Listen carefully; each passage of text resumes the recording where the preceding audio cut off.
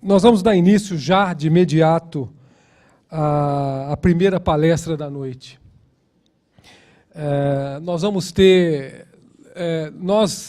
eu iria fazer ontem o case do Instituto Brasileiro de Ética nos Negócios. Mas, em função do tempo, eu deixei para fazer o case hoje. Então, eu teria de espaço uma palestra de 1 hora, um intervalo, e depois um case de 30 minutos. Vocês não iam aguentar me ouvir 1h30, porque é muito tempo. Então, o que eu fiz? Eu vou falar rápido, bem rápido, o case pequenininho, para vocês entenderem por que o Instituto nasceu, e vou falar um pouco sobre ética. Tá? Então, eu vou tentar falar em 1 hora. Se eu estiver falando muito rápido, eu peço que vocês escutem rápido também. Tá bom? Aí a gente vamos...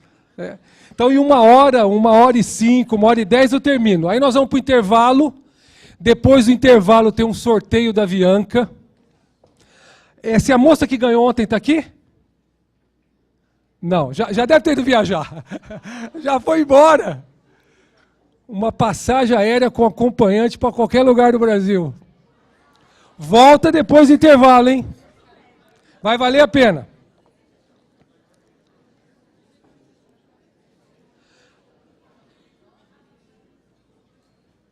Cadê o professor que vai me ajudar? Já está lá? Já está lá? Joia. Obrigadíssimo, hein? Bom. Ele aí, ó. Bom, eu já falei meu nome. Meu nome é meio complicado, é português com espanhol, Linares Flinto. Eu tenho 53 anos. Não parece, mas eu tenho. É igual o professor Renato. Falei a idade dele, falei, não é possível. Cabelo grisalho, tem essa idade toda. Que nem eu, assim. Quem dá 53 anos para mim? Eu cursei administração e teologia. O ano que vem, em fevereiro, eu faço 30 anos de casado com a mesma mulher, com a Patrícia.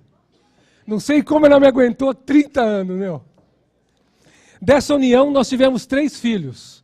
O Fábio nasceu em Campinas, tem 25 anos, faz direito. A Luísa tem 20, nasceu em São Paulo, paulistana como eu. Eu sou paulistano de nascimento e campineiro de coração.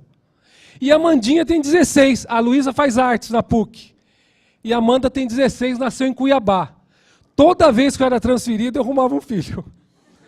Agora eu estou em Campinas desde 2002, fiz vasectomia, parou. Quero adotar uma criança, minha mulher não quer. Falei, se Deus quiser, Ele põe uma criança na nossa porta. Aí você vai ter que aguentar. Que mais? Minha vida profissional de quase 40 anos se deu basicamente em empresas de distribuição de etanol e derivados de petróleo. Eu comecei na Shell com 21 anos, trabalhei 3 anos, depois fui para Petróleo Ipiranga, trabalhei quase 10, e minha última empresa foi a Agip, da italiana Eni, de Ente Nazionale Idrocarburi. É a maior empresa italiana. E uma das mais corruptas do mundo. E esquecendo. Eu torço para o melhor time do mundo. Do planeta, não, do universo. Vocês acham que eu estou com verde aqui, ó? Guarani de Campinas, rapaz. Para com isso, pô. Tá lutando para ficar na B. Bom, o tema da palestra é esse aqui, ó. A responsabilidade social já passou, a da sustentabilidade pode estar passando, mas a ética jamais passará. Mas antes, como eu prometi, eu vou falar um pouco como nasceu o Instituto. Eu vou falar bem resumidamente. Por que o Instituto nasceu? Geralmente as pessoas perguntam, mas você acordou e resolveu fomentar a ética? Você cruzou com o Sérgio Moro uns anos atrás e comentaram alguma coisa? Não. Eu vivi o revés da ética. Eu era executivo, fui transferido para Cuiabá, no Mato Grosso, de lá que veio a Amanda, e lá me deparei com uma corrupção, fraudes internas gigantesca, que eu consegui apurar de $1,5 milhão por mês. As pessoas lá tinham sociedade com donos de postos, tinham transportadoras. Era um rolo. E para cumprir o código de ética, o que eu fiz? Toquei o apito. Uma palavra inglesa que foi falada ontem aqui. Whistleblower. Denunciante. Não é o dedo duro. É o que cumpre as ordenanças da empresa. E eu denunciei. Saí de férias. A empresa fez uma auditoria para inglês ver. Quando eu cheguei, fui chamado em São Paulo. Estava em Campinas, fui para Cuiabá, cheguei lá, me mandaram vir para São Paulo, uma reunião. Falei, bom, eu tenho 50% de chance de ser demitido e 50% de chance de ser promovido. Não dormi aquela noite. Eu cheguei na empresa, estava aquele clima horrível. Quem já foi demitido aqui? Levanta a mão. Só você? Vocês são bons, hein? Meu, o demitido é o último a saber. Sabe aquele clima ruim? Os caras que não gostam de você... Tudo bem, Douglas? Estava pensando, é hoje. O cara que gosta de você fica com dó. E não fala nada. Porque não quer se comprometer. E eu fui demitido por quebra de confiança. Eu fiquei louco. Minha vista pretejou, pensei que fosse desmaiar. Ficou claro que a diretoria participava, porque eu dei a denúncia para a diretoria. Resumi, invoquei a Comissão de Ética no Brasil. Recebi um e-mail do presidente da empresa. Agradecemos suas observações das mudanças que fizemos em Cuiabá. Mas estranhamos você ter sido demitido por quebra de confiança. Sua demissão se deu por restauração administrativa e organizacional. Falei, ponto. Está feito. O esquema que eu denunciei chegava na presidência, porque um presidente dizer uma coisa dessa, o que eu fiz? Seguindo o código de ética, escrevi para o board na Itália. Todos carcamando lá. O chairman, o CEO global e os conselheiros de administração. Para resumir, nunca recebi resposta. Em 2010, eles entraram com uma ação no Tribunal de Justiça Civil de Roma, me executando por calúnia e difamação. E me executaram em 15 milhões de euros. Faz a conta aí. 50 milhões de reais. Um prêmio da Mega Sena.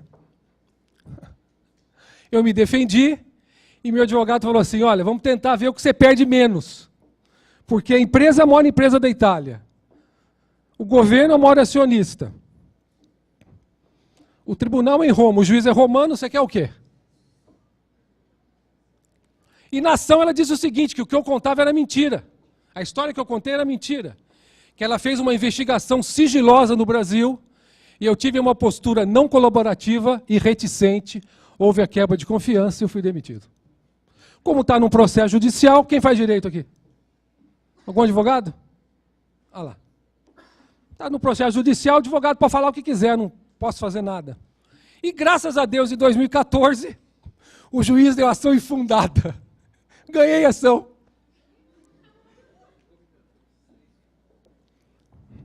Aí partimos para um acordo, ela não cumpriu, recorreu da sentença. O ano passado, 2 jornalistas da Itália escreveram um livro investigativo. Fizeram uma pesquisa com a empresa de 5 anos. N, o Estado Paralelo. O único brasileiro que está no livro de 380 páginas sou eu. Colocaram a minha história em 2, 3 páginas. Minha história ganhou peso no mundo, na Itália principalmente. E esse ano, em abril, um acionista crítico, critical shareholder, levou a minha história para dentro da Assembleia de Acionista. É o único whistleblower no mundo que chegou numa Assembleia de Acionista. Sou eu. Eles tinham que responder 10 perguntas minhas. Não responderam, responderam um longo texto. E no meio do texto falaram assim, não, esse cara aí foi demitido juntamente com outros atores de comportamento ilícito. Por reticência, por não observar a confidencialidade e por usar o código de ética para tentar levar vantagem financeira, pessoal da empresa. Me chamou de ladrão e de oportunista. Aí, como está na Assembleia, está no Google, está no site. Eu entrei com uma queixa criminal por calúnia, difamação e injúria no Brasil. E os caras vão ser processados no Brasil por calúnia, injúria e difamação. E a história está indo. Por causa disso tudo, em 2003 eu criei o Instituto Brasileiro de Ética nos Negócios. E eu sempre digo que o Instituto nasceu mais ou menos igual à maioria das ONGs, do ideal do fundador, que viveu algo que mexeu com ele. E ele quis fazer algo pela sociedade. E é isso que a gente tem feito nesses 14 anos. Então, o Instituto nasceu assim. Eu estou terminando um livro, está com 420 páginas, que eu conto toda essa história. Quando a história terminar, vocês vão receber o livro. Bom, então, eu sou um whistleblower. Faço minhas as palavras da Malala. Eu conto a minha história, não porque ela é única, mas exatamente porque não é. Alguém de vocês já conheceu alguém que denunciou e perdeu o emprego? Ou denunciou e ficou quieto? Ou não quis denunciar por medo de represália? O whistleblower tem sido mortos em todo o mundo, infelizmente. Pouquíssimos países têm lei de proteção ao denunciante. Exceção dos Estados Unidos e Londres, o resto ninguém tem e ninguém quer. Mas vamos em frente. A missão do Instituto eu já falei. Nós temos 25 iniciativas para fomentar a ética na área empresarial e na área estudantil. E uma dessa iniciativa, eu quero passar um vídeo, quero convocar vocês para uma revolução. Chama Etitude. É a união de ética com atitude. Tenha uma atitude ética. E nós quisemos fazer um vídeo institucional. Mas nós achamos um vídeo de uma empresa chamada Metal Center, que ela fez um vídeo institucional para a empresa, numa festa de final de ano. E por mais que a gente pudesse ser criativo, nós não conseguiríamos fazer um vídeo tão bom quanto esse. E o presidente da Metal Center nos autorizou que o vídeo de final de ano dele fosse o vídeo institucional do movimento Etitude. E eu quero passá-lo para aí sim eu começar na minha palestra. Tá? Professor? Espera aí, só um minuto, professor. Agora pode passar. Clica aí no play, aqui no lado esquerdo. Ali. Lá. Aí. Sobe o som um pouquinho, por favor.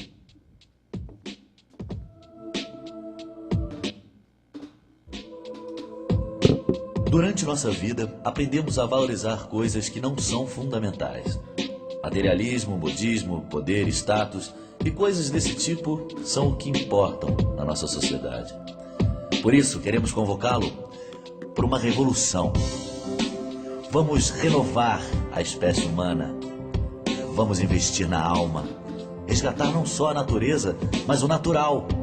Vamos vender mais paz. Não filtrar as emoções, coalescer a inveja, contabilizar as boas relações. Reciclar as relações ruins, reatar as velhas amizades. Equipe o prazer, trabalhe a perseverança, vença o cansaço. Faça a diferença sem precisar de propaganda. Resolva tudo sem alarde. Use o marketing da sinceridade, cobre o profissionalismo de todos, inclusive daqueles que você elegeu. Vamos maximizar a energia, preservar os recursos, tratar a água, pois ela é a nossa fonte de vida.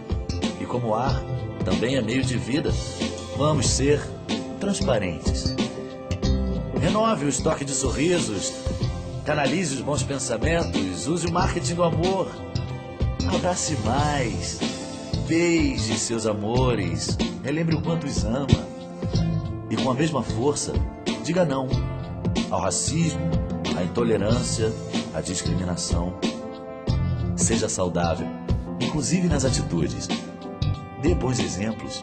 Diga a verdade, principalmente às crianças, para que elas cresçam sabendo acreditar.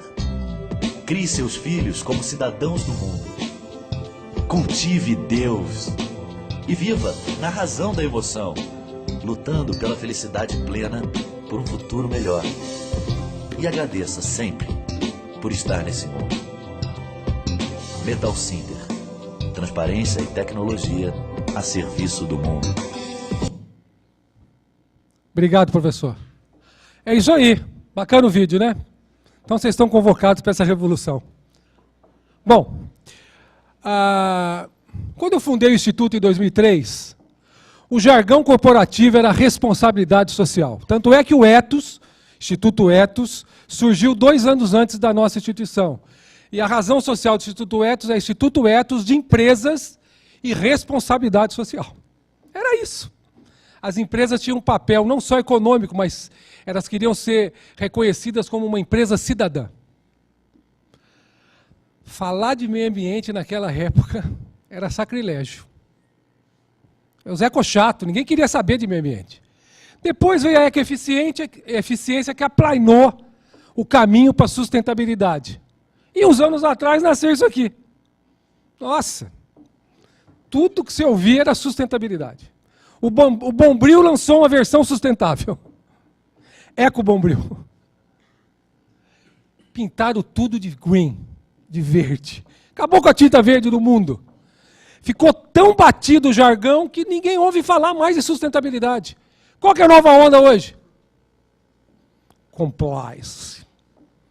Eu nem sei falar direito. Compliance. Que nada mais é do que conformidade. É a nova onda corporativa. Muito justa, perfeito. Tem que ter mesmo. Só que uma empresa pode ser 100% compliance e 0% ética. Pode. Tranquilamente. Nos Estados Unidos, vem uma palavra antes de compliance sempre. Ethics and compliance. No Brasil, tira ética. É mais fácil falar de compliance, de integridade, do que de ética. E nós vamos ver por quê. Por mais que tudo e todos mudem, a ética jamais mudará.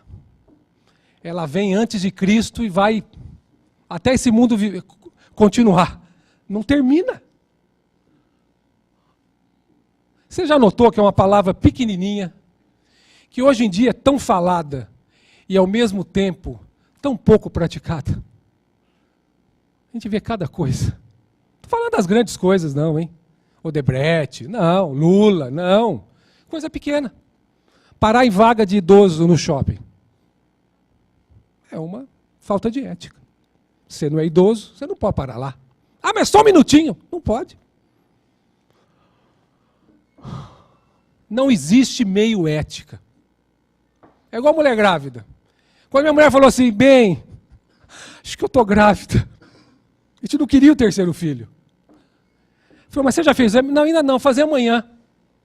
Não tem meio grávida. Ou tá ou não tá. A ética é a mesma coisa. Não tem meio ética. Ou é ou não é. Também não existe uma ética situacional. Dependendo da situação, eu levo de uma ética diferente. Não. Sabe por quê?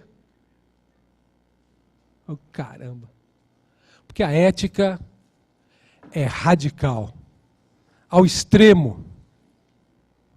Com a ética, é sim ou não. Não tem meio termo. A ética não tem 50 tons de cinza. É preto ou branco. A ética é certo ou errado. Sempre. Não tem meio termo. Ah, mas é tão relativo o certo e errado? Ah, é? Eu não acho.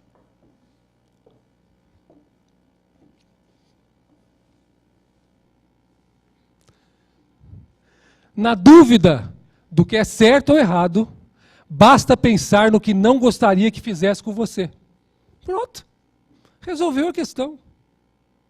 Se você continuar com dúvida, tudo que não puder contar como fez, não faça. Pronto, já esclareceu o que é certo e o que é errado. A ética traz confronto e desconforto. Por isso que é mais fácil falar de integridade, de compliance, do que de ética. Porque a ética a gente põe o espelho na cara. Nós sabemos o que nós fizemos no verão passado. Sempre.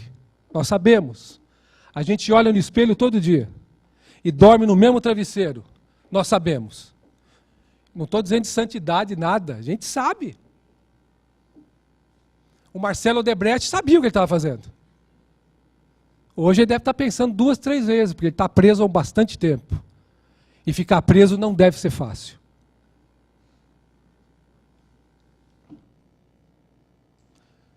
Há apenas 2 pontos importantes quando se trata de ética. O primeiro é um padrão a ser seguido. O segundo é disposição em fazê-lo. Nós temos que ter um compromisso ético. Precisamos assumir um compromisso de fazer o que é certo. Ética acarreta ação. Não é apenas um tema para se debater ou meditar a respeito. Alguém conhece Confúcio? 500 anos antes de Cristo. Saber o que é certo e não fazer é a pior covardia. Agora, as empresas não têm vida. Eu sempre digo isso. A Anhembi Morumbi não tem vida. Quem dá vida a Anhembi Morumbi está aqui na minha frente. Alunos, professores, coordenadores, diretores. Na empresa é a mesma coisa. Numa família, idem. As pessoas dão vida às instituições. Se você somar o CPF de toda uma empresa, a conta que vai dar é o CNPJ. Porque as empresas são formadas por pessoas. Se você demitir 5 mil, contratar 10 mil, vai fazer a conta, vai dar o CNPJ. E se as empresas são formadas por pessoas, nós vamos ter que trazer isso aqui para o lado pessoal. Goste ou não goste. Nós vamos tratar a partir de agora o lado pessoal. Afinal, o que é ética? Ontem se falou alguma coisa de ética, de moral, não sei o quê. Tem muita definição. E eu quero ver se tem algum corajoso ou corajosa que quer dar uma definição só. Alguém? Vai ganhar um livro. Alguém? Dou-lhe uma? Oi? Perfeito. Isso é ética. Pega aqui, São Paulino, por favor. É isso aí. Parabéns. Estamos ruim também, né? Sei o Guarani, hein? Putz, eu fui São Paulino quando morei aqui. Tinha até a roupinha do Valdir Pérez. É isso aí. Ética tem muita definição. Eu vou passar algumas aqui, bem rapidinho. Deixa eu te perguntar assim, por acaso eu estou falando muito rápido? Tá tranquilo? Então, beleza. Então é isso aí. Chamamos de ética o conjunto de coisas que as pessoas fazem quando todos estão olhando. O conjunto de coisas que as pessoas fazem quando ninguém está olhando, chamamos de caráter. Isso é de 1800 e bolinha. Olha o que vale para hoje. Alguém sabe o que é caráter e a diferença entre caráter e reputação? Você não sabe? Se sabe, eu vou falar também. Reputação é o que as pessoas dizem que a gente é. Pô, o Douglas, hein? Cara bacana, bugrino, tal. E o caráter é o que a gente realmente é. Isso vale para a empresa também. E a gente é o que faz, e não o que diz. Falar é fácil. As ações vão refletir isso. Para alcançar sucesso a longo prazo e viver uma vida ética, não se preocupe em criar uma boa imagem. É bem melhor dedicar-se a fazer o seu caráter inatacável. Por isso que tem tanto investimento corporativo em reputação. Porque sem reputação, o que acontece?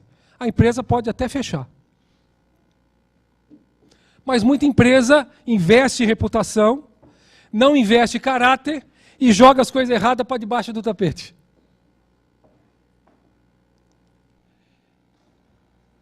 Esse é o principal problema no mundo dos negócios. E quando uma empresa faz isso, ele é uma empresa hipócrita, né?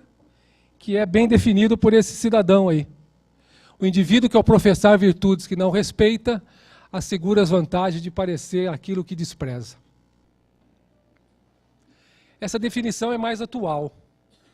A ética nos faz um chamamento no sentido da responsabilidade dos nossos próprios atos, seja como pessoa, como empresa, como família, como universidade, como uma classe.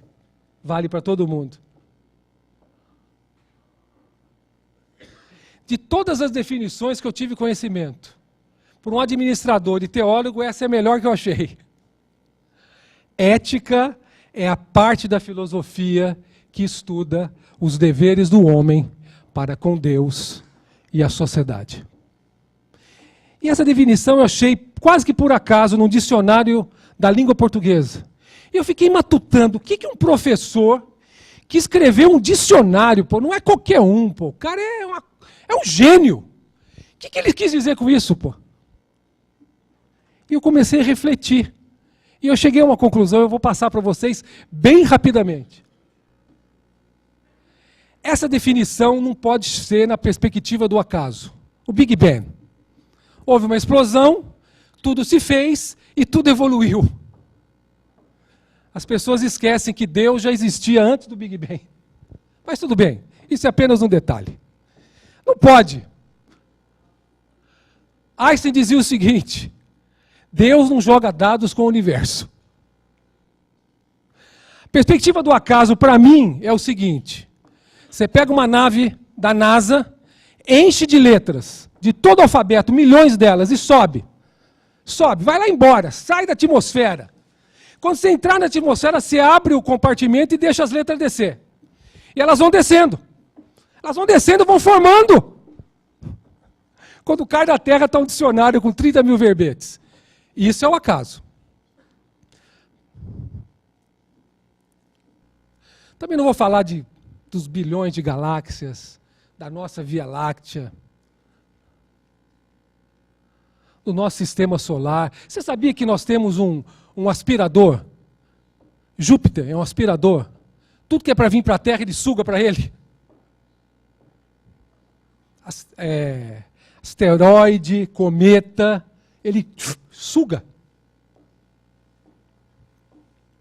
E nem da Terra. Vocês sabiam que os cientistas já provaram que para a Terra ser como ela é e ter vida como ela tem, ela precisou atender mais de 2 milhões de possibilidades? Vocês sabiam disso? Quem sabia disso? 2 milhões de possibilidades. A Lua ser um satélite é uma possibilidade. A Terra está entre o Sol, no lugar certo, para não ser tão quente e não tão frio, é outra possibilidade. 2 milhões. Mas eu quero falar da vida. Todos nós nascemos. E nós somos adultos. E para que nasça uma criança sem inseminação artificial, um homem e uma mulher têm que ter relação sexual. E quando a relação sexual existe, milhões e milhões de espermas são jogadas dentro da mulher. E começa uma maratona daquelas, como nunca houve. Os espermatozoides saem correndo, subindo, e eles sabem que um mês é do lado direito, no outro mês é do lado esquerdo, sem ninguém falar nada. Na metade do caminho, muitos morrem, outros cansam. O corpo sozinho joga uma glicose nos bichos, os bichos ficam e vai até o fim.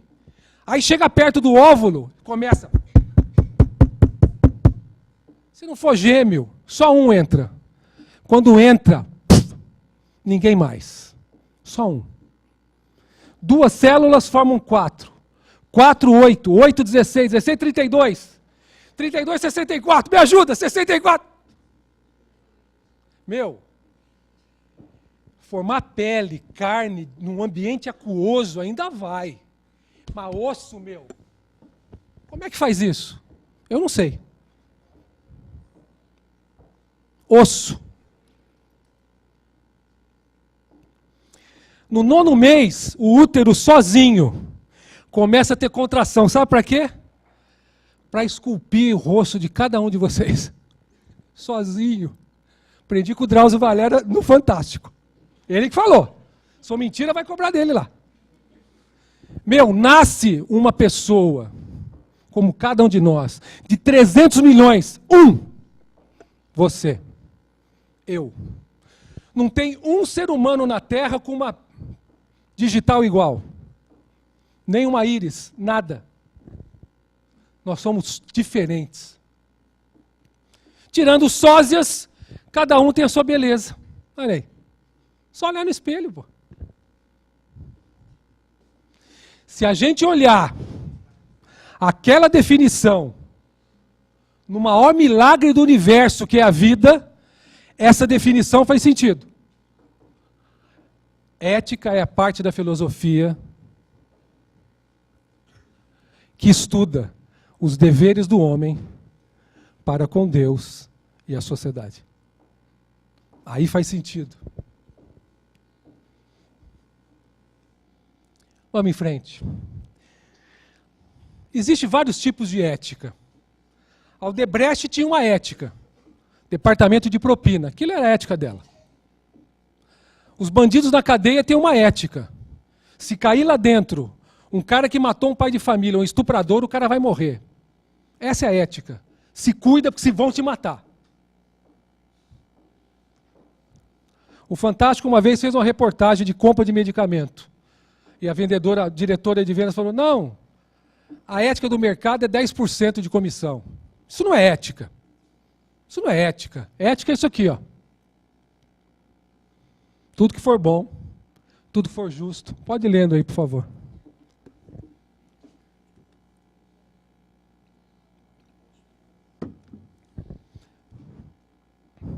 Isso tudo é ética. Isso é ética verdadeira. Mas é fácil exercer a ética. O cara chega lá, fundou o instituto, foi demitido, tal. É o ethical man. O cara é o rei da ética. O cara é um santo na terra. Só falta as asas. Não. É difícil pra caramba. É uma luta diária. E vocês sabem o que eu estou dizendo. Que nós enfrentamos essa luta igualzinho. Eu e cada um de vocês. Primeiro ponto. Somos seres humanos, falhos e imperfeitos. Às vezes achamos que estamos indo num caminho correto e não estamos. Mas não é de má fé. Foi sem querer. Acontece. E outros são os dilemas éticos. Cada dia mais. A minha geração tinha muito dilema. A de vocês tem muito mais que a minha. E as novas gerações vão ter muito mais. Cada dia mais nós vamos ter mais dilemas. Mas não pode ter nada mais nobre, louvável e exemplar quando se busca excelência, quando o assunto é ética. Seja como pessoa, seja como cidadão, como pai de família, como empresário, como funcionário, como estudante. Nada pode ser melhor do que isso. Eu tinha um vídeo para passar sobre dilema ético, mas eu não quero estender muito. Eu vou deixar para outro dia. Alguém já assistiu o filme Os Corajosos? Alguém já viu? Os Corajosos? Tem uma cena lá muito legal. O cara é promovido e tem uma armação lá. A gente passa outro dia. A ética não nasce com a gente. Não tem cromossomo da ética. Vou dizer uma coisa para vocês. Há 6 meses atrás eu tinha 97 quilos. Hoje eu estou me adaptando a ter 77. Eu achava que era do meu pai, meu saudoso pai. Sempre dizia, não, meu pai era muito gordo. Quando a nutricionista falou, olha, isso aí, essa hereditariedade é só 15%. Falei, putz, preciso fazer alguma coisa, meu. A ética é a mesma coisa, não tem. Nós não nascemos com ela. Ética é decisão. E toda vez que a gente decide, acontece isso aqui, ó. Vai ser sempre certo ou errado, como eu falei aqui já. O segundo ponto, que a decisão certa ou errada vai trazer consequências, sempre. E essas consequências vão influenciar pessoas. Isso aqui é uma verdade. Seja na empresa, na faculdade, na família, em qualquer lugar. Certo ou errado, consequência, influenciar pessoas. Todos tomam decisões, mas dependendo das escolhas, será difícil conviver com elas. Você é livre para fazer suas escolhas, mas é prisioneiro das consequências.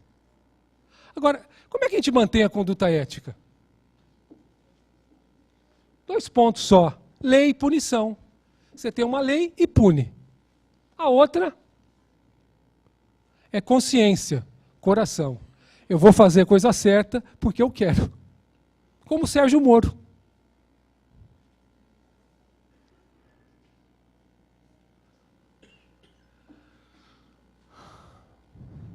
Eu divido a ética em 3: mínima, média e máxima. E eu sempre peço desculpas aos filósofos, teólogos de plantão, mas eu vou tomar a liberdade de usar 3 pequenas passagens do Manual de Administração, do livro que se baseou o direito romano de tantos séculos atrás. O Manual do Fabricante, a Bíblia Sagrada. A ética mínima foi dita por Saulo de Tarso. Ele não era nem Paulo naquela época. Saulo de Tarso. Se tem um cara que o Roberto Carlos fez aquela música, esse cara sou eu, foi para Saulo. Porque Saulo era o cara, meu. Saulo estudava em Harvard daquela época. Saulo era poliglota. Hebraico, aramaico, italiano e grego. Saulo era empresário, fabricava tendas, cheio da grana. Saulo era um judeu convicto, líder da sinagoga. Ele pegava cartas para prender judeus que confessavam Jesus Cristo. Ele perseguia. E diz o texto que Saulo estava indo para Damasco, capital da Síria. E no meio do caminho apareceu uma luz mais brilhante que o sol. E uma voz diz assim: Saulo, Saulo, por que me persegues? Ele caído no chão falou assim: Senhor, quem és tu? E aquela voz respondeu: é Jesus Cristo, a quem tu persegues. Aquele encontro com Deus, com Saulo, mudou a vida dele. E Deus também mudou a dele. Saulo passou a chamar como Paulo, apóstolo Paulo. Tem algum Paulo aqui? Paulo? Tem algum Paulo? Tem aqui. Ele está mais perto. Eu vou dar um livro para o Paulo. Você sabe o que quer dizer Paulo? Não sabe? Não, então não vai ganhar. Paulo quer dizer, em grego, homem pequeno. Não é pequeno de estatura, não. Aquele homem todo-poderoso, Deus transformou num homem pequeno. Quem quer conhecer a história, leia o texto de Saulo. E ele diz o seguinte, ó: todas as coisas me são lícitas, mas nem todas me convêm. A gente pode fazer tudo, mas muitas dessas coisas não vão conviver a nossa família, a nossa empresa, a nossa universidade. Professor, clica naquela seta cinza, por favor. Ok. A ética média foi dita por Lucas. Lucas não andou com Jesus Cristo. Lucas não era um dos 12. Lucas não era pescador como Pedro, Tiago e João. Lucas era um médico. E se você trouxer para os dias de hoje, o médico estuda pra caramba para entrar numa universidade de primeiro nível. Não é qualquer um que entra. O cara não é um idiota, um boçal. Depois ele estuda 6 anos. Depois 2 de residência. Então Lucas, dá para concluir que Lucas era um cara culto. E ele falou assim, puxa vida, estão falando tanto desse Jesus, eu vou fazer uma pesquisa sobre a vida dele. E ele escreveu o Evangelho de Lucas. E a ética média é refletida por essa frase: como vós quereis que os homens vos façam, da mesma maneira lhes fazei vós também. Se eu quero respeito, eu preciso respeitar. Se eu quero amar, se eu quero ser amado, eu preciso amar. Se eu quero perdão, eu preciso ser perdoado. É uma mão dupla, vai e vem.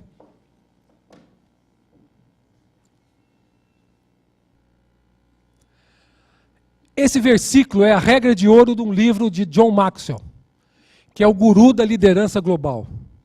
Para ele, essa é a regra de ouro. Agora, existem duas regras. Alguém fala japonês aí?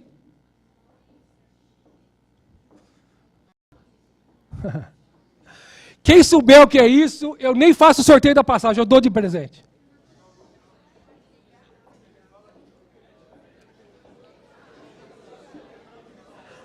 A primeira regra, faça sempre a coisa certa.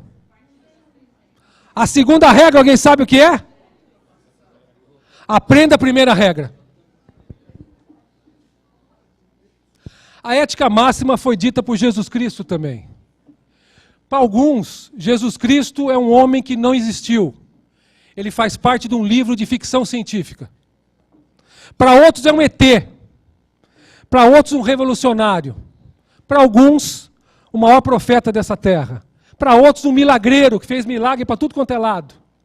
Para outros, o próprio Deus que encarnou, veio à terra e morreu por cada um de nós. Jesus Cristo estava sendo questionado pelos mestres da lei. Disseram, Senhor, você é um cara tão inteligente. Qual que é o maior mandamento dos 10 dado ao nosso pai Moisés, nas tábuas da lei? Jesus falou assim, são 2. O primeiro é, amarás a Deus com toda a sua força, com todo o seu coração, de todo o seu entendimento. E o segundo é, amarás o teu próximo como a ti mesmo. Não existe mandamento maior do que esse. Se o mundo vivesse essa verdade 5%, estaria muito bom. Nossa, Douglas, mas que isso? Você é careta, você está velho, o mundo está tão bom. Em 2011, 2001, teve o pior atentado terrorista da história. Mudou o mundo para sempre. 2 torres gêmeas caíram. Morreram quase 3 mil pessoas. Alguém tem ideia de quantas crianças morrem de sede todo dia pela falta de água ou pela doença da água contaminada? Quem responder vai ganhar um livro. Alguém? Hã? Quem falou 4 mil? Quem falou 5 mil? 5 mil quem falou? Pode vir pegar o livro aqui. São 4 torres gêmeas cheinha de criança, derrubada pelos aviões da... É meu filho, pô, que se dane. Obrigado você. Vamos lá. Preciso correr.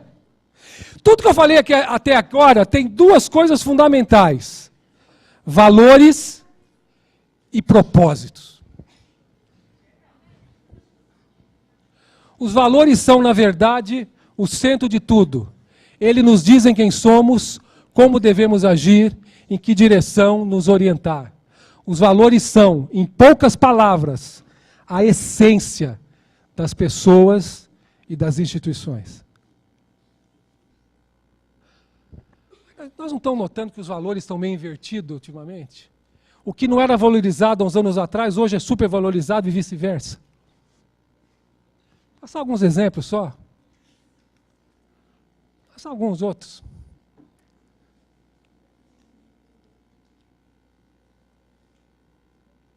Valores invertidos. Eu quero deixar 2 questões para você. Não precisa responder, não tem livro, tá? Você reflita se você quiser quando você for embora. Quais são os seus valores? O que tem valor para você? Eu sempre digo que o mundo não vive uma crise financeira, uma crise social ou uma crise ambiental. O mundo vive, na minha opinião, a pior das crises. Crise de valores. E para justificar e ilustrar o que eu estou dizendo, alguém conhece esse cara? Vai ganhar um livro, hein? Esse cara é reitor da Escola de Negócios de Harvard. Não é pouca coisa não, hein? Ele diz o seguinte, ó. As pessoas perderam a confiança nos negócios. E nossos alunos parecem responsáveis por isso. uma autoridade de Harvard dizer uma coisa dessa, tem algo muito errado. Porque o celeiro de líderes globais sai de lá. Valores. Valores. Propósito, eu não vou dizer nada, vou dizer só duas coisinhas. Reflita se você quiser. Por que você sai da cama todo santo dia? Quais são os seus propósitos na vida? É uma boa reflexão isso. Sua reputação é mais importante do que o seu salário. E a sua integridade vale mais que a sua carreira. Quando os valores e os propósitos estão invertidos, estão fora de foco, não acertam o alvo, acontece uma coisa que tem acontecido. Acontece uma coisa que tem acontecido, mas tudo bem. A sociedade adoece. Eu tenho 53 anos. Já tive 25 como vocês. Passa rápido, viu? Isso vocês vão lembrar do que eu disse. Voa. Na minha época não tinha síndrome do pânico, ansiedade, depressão. Raro, raro. Hoje, crianças estão sendo cometidas desse mal. É o remédio mais consumido a nível global. É a doença do século. Valores e propósito. O alvo está errado. E as pessoas não estão se apercebendo disso. Infelizmente. Certa vez, Ana Maria Braga abriu um programa dela ao vivo com esse texto aqui, para ilustrar algumas coisas que aconteciam. E eu vou ler aqui. Se Ana Maria Braga pode, também posso. Os homens serão, presta atenção, egoístas, avarentos, presunçosos, arrogantes, blasfemos, desobedientes aos pais, ingratos, ímpios, sem amor pela família, irreconciliáveis, caluniadores, sem domínio próprio, cruéis, inimigos do bem, traidores, precipitados, soberbos, mais amantes dos prazeres do que amigos de Deus. Alguma semelhança com o mundo atual ou não? Isso foi escrito por Timóteo, amigo do Paulo.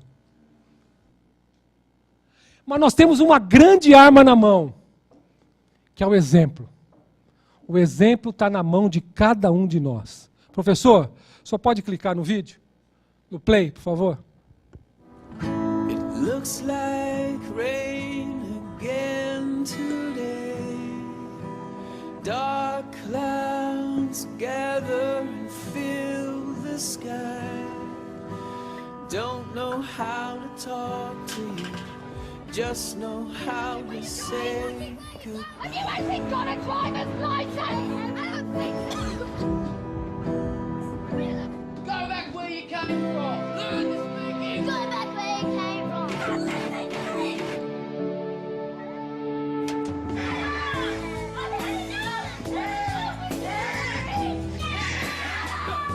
Is that what you think?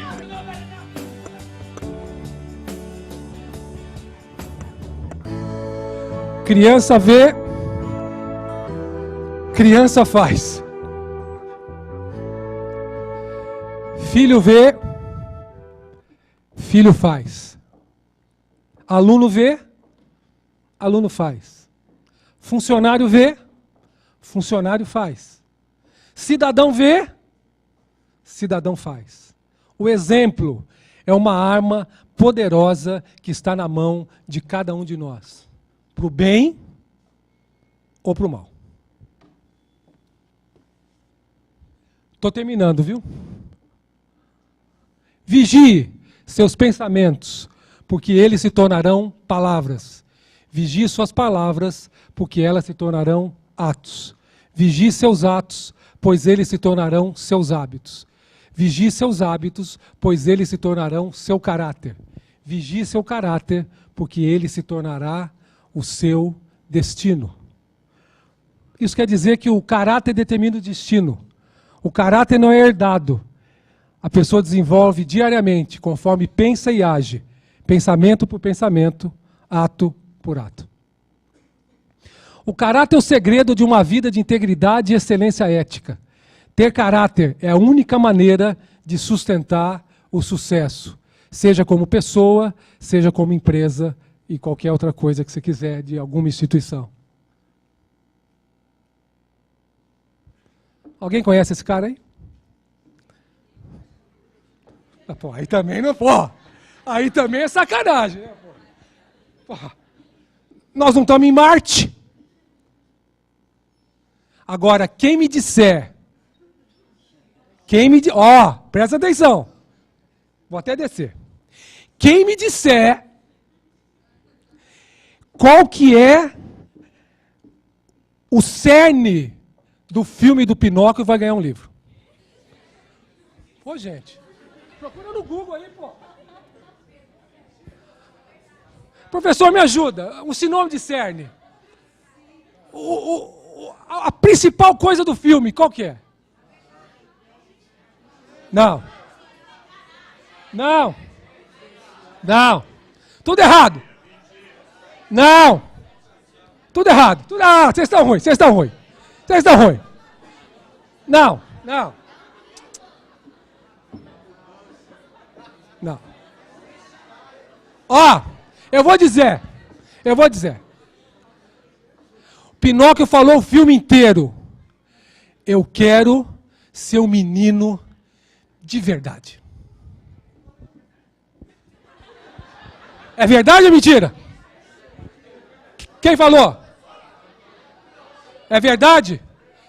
Não vai crescer o nariz? Então vem pegar o livro. Eu quero...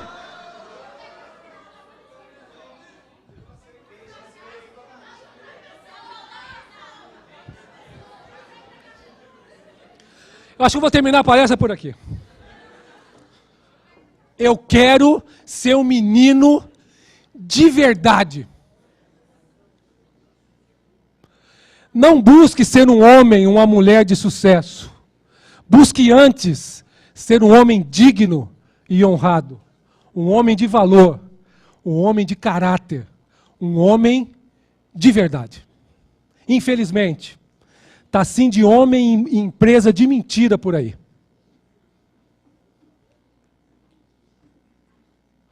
Qual que é o valor do ser humano? Um matemático árabe... Já acabou os livros, gente! Um matemático árabe fez a seguinte conta. Se for ético, ele é 1. Presta atenção. É importante isso aqui, vocês vão levar para o resto da vida. Se for inteligente, ético e inteligente, acrescenta um 0, é 10. Se for ético, inteligente e belo, acrescenta mais, fica 100. Se for ético, inteligente, belo, e ó, pô, é 1000, cara. Até eu casava com um cara desse, pô. Mas se tirar um 1, que corresponde à ética, perderá todo o seu valor, porque restarão apenas 0. Não fui eu que disse. Quer brigar, briga com esse matemático árabe, que é lá do... Alguém não conhece Ayrton Senna? De todas as frases que o Ayrton Senna disse e deixou, o legado que ele deixou, uma tem tudo a ver com o que nós estamos falando, e eu gosto muito dela. Não importa o que você seja, quem você seja, ou o que deseja na vida. A ousadia em ser diferente reflete na sua personalidade, no seu caráter, naquilo que você é. E é assim que as pessoas lembrarão de você um dia. E não é aquela falsidade que tem em velório, não, porque quando morre é tudo santo. Não, de verdade, de coração. Eu tenho certeza absoluta que o Senna, quando disse essa frase, não tinha a menor noção que ele ia morrer com 34 anos de idade. Eu lembro que o meu pai dizia, pô, Douglas, Quando o Kennedy morreu, eu sei onde eu estava. Eu estava tomando um café num boteco lá em São Paulo, o rádio tocou, deu notícia da morte do Kennedy. Falei, pô, pai, que besteira isso, pô. Que coisa boba. Quando o Senna morreu, eu entendi, eu sei exatamente onde eu estava. Estava na companhia preparando uma reunião para segunda-feira. Hoje em dia, presta atenção, pouca idade não é garantia de vida longa.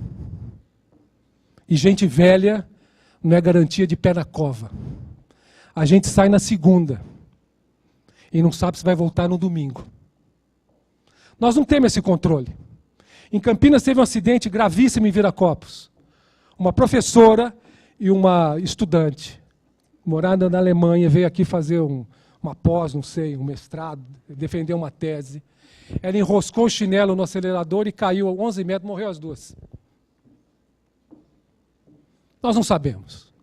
Estava comentando aqui que um professor mandou um negócio na plataforma, meia hora depois ele teve um infarto fulminante. Nós não temos controle da nossa vida. A gente pensa que tem, mas não tem. O controle é de uma pessoa só, que eu falei aqui, Deus. Ele tem esse controle, nós não. E muita gente vive como se tivesse, como se fosse viver eternamente, que nada vai acontecer. Isso é mentira. Essa pessoa sabe o que eu estou dizendo, que eu acabei de falar. O que é a vida? Lembrar que estarei morto em breve é a ferramenta mais importante que já encontrei para me ajudar a tomar grandes decisões. Porque quase tudo, expectativas externas, orgulho, medo de passar vergonha ou falhar, caem diante da morte. Deixando apenas o que é apenas importante. Não é razão para não seguir o meu coração. Estou acabando. Nossa, tem 10 minutos ainda? Putz, grila. Como é que vocês estão me aguentando tanto tempo? E tem uma história, eu não sei se é história, se é lenda, não importa, mas eu sempre termino a minha palestra assim. Um escritor morava numa praia deserta. E toda manhã ele acordava bem cedo, ia para a praia, andar na praia, para que ele pudesse se inspirar. Aquelas ondas, aquela paisagem maravilhosa. Uma bela manhã ele viu algo diferente que ele nunca tinha visto. Ele foi chegando mais perto. Quando ele foi chegando perto, ele viu que era um jovem. E ele foi chegando perto, o jovem abaixava, pegava o negócio, jogava nas ondas. E quando ele chegou bem perto, ele já sabia o que estava acontecendo. Ele falou, meu jovem, o que você está fazendo? Ele falou assim, eu estou pegando a estrela do mar e jogando para lá da arrebatação. Porque o sol vai ficar mais forte e vai morrer milhões. Várias vão morrer. O senhor falou assim, meu jovem, você não percebe que são milhas e milhas de praia? Milhões e milhões de estrela do mar? O que adianta? O jovem abaixou, pegou a estrela, foi lá, arremessou com a maior força, voltou e falou para ele assim, para essa aqui, adiantou. Nós nascemos para fazer diferença. O certo é certo, mesmo que ninguém o faça. O errado é errado, mesmo que todo mundo faça. Seja honesto, nunca se envergonhe de fazer a coisa certa. Tome as decisões com isto em mente e não transija. Ser ético ou não? Os mais velhos vão lembrar, os mais jovens não vão lembrar. Está na sua mão, meu caro. Você vai decidir. Você decide. Eu estou bem certo que fazer a coisa certa, agir com ética e integridade, faz a vida valer a pena. Convido a você, faça a sua vida valer a pena.